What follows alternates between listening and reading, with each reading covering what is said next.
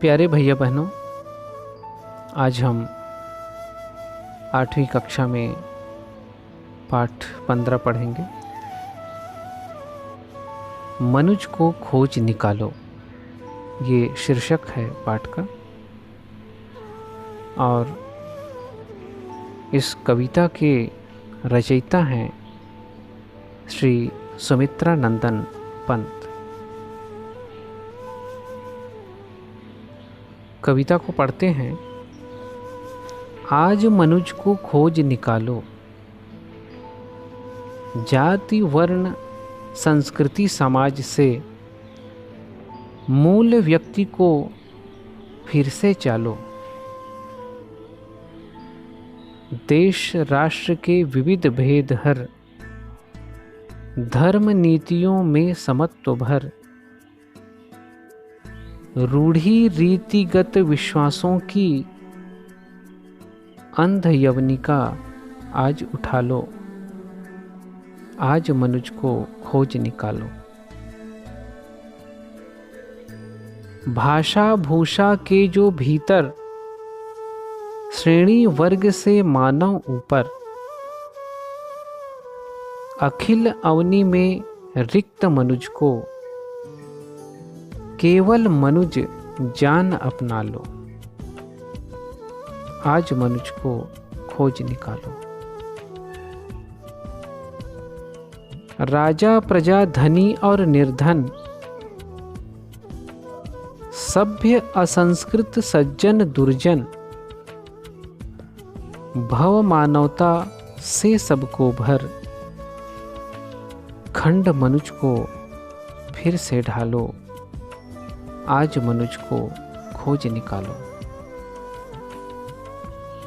श्री सुमित्रा नंदन पंत जी हिंदी काव्य जगत में प्रकृति के सुकुमार कवि के नाम से जाने जाते हैं। प्रकृति से मानवता की खोज उनकी कविता का मुख्य विषय है। आज मनुष्य ने अपने बीच अनेक प्रकार की दीवारें खड़ी करके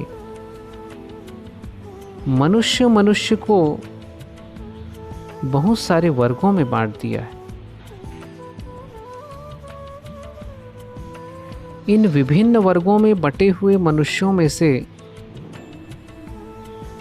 कवि सच्चे मनुष्यों की खोज करना चाह रहा है। वे मनुष्य ऐसे हों जो धर्म, जाति, देश, भाषा आदि के भेद से ऊपर उठे हों। आइए कविता को समझते हैं।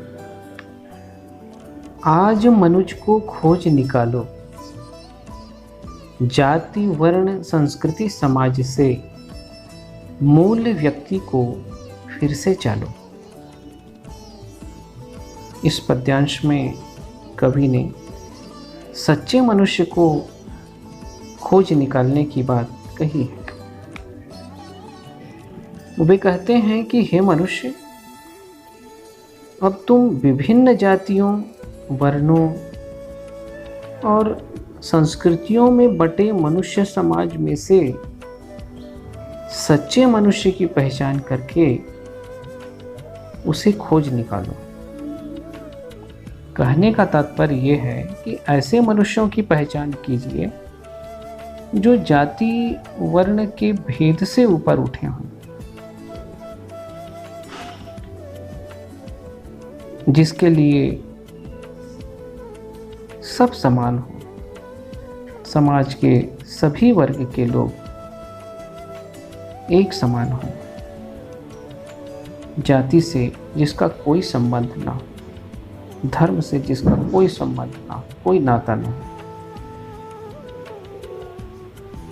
देश राष्ट्र के विविध भेद हर, धर्म नीतियों में समत्व भर, रूढ़ी रीतिगत विश्वासों की अंध यवनिका आज उठा लो। आज मनुज को खोज निकालो। इस पंक्ति में कवि ने विभिन्न देशों, धर्मों के बीच की जो दीवार है उसको तोड़ने की बात कही है। वे कहते हैं कि हे मनुष्य, तुम विभिन्न राष्ट्रों के बीच के जो वैचारिक मतभेद हैं उनको दूर करो। विभिन्न धर्मों के अनुपालन में दृष्टिगत विरोधाभासों को दूर कर उनमें समानता का भाव भर दो। समाज में जो व्याप्त रूढ़िवादी है, रूढ़िवादिता है और प्रचलित जो मान्यताएं हैं उन्हें बदल डालो, उसकी अंधी दीवार को तोड़ डालो। अब वह समय आ गया है कि तुम मनुष्यों के बीच से एक सच्चे मनुष्य को ढूंढकर निकालो। भाषा भूषा के जो भीतर श्रेणी वर्ग से मानव ऊपर,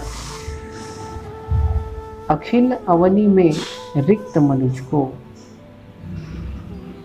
केवल मनुज जान अपना लो। आज मनुज को खोज निकालो। इस पंक्ति में कवि ने भाषा, वर्ग आदि की श्रेष्ठता संबंधी विवादों के बीच मानव को सर्वश्रेष्ठ बताया।